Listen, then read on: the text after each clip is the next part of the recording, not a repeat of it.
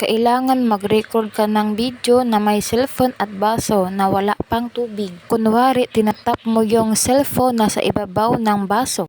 At pagkatapos, dito ka na magbubuhos ng tubig sa baso. Wag lang masyadong mapuno, baka maapaw.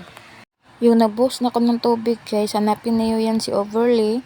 Tapos i-drop niyo. Tapos, papunta niyo yun dun sa may pinakauna. Dapat kapantayan sila guys. Ayan.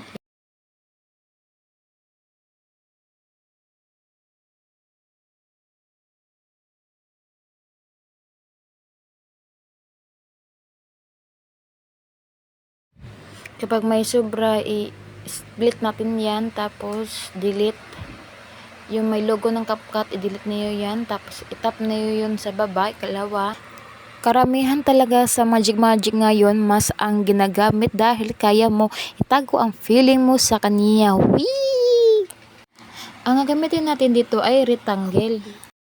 I-adjust lang natin yung rectangle hanggang kahugis na yung baso. Tiyagaan lang niyo ito pag-edit guys. Matuto din kayo. I-adjust lang natin yan. Tapos, check natin sa baba. Tapos, ito nang kalalabasan ng ating Magic. Ayan. Export na natin yan guys.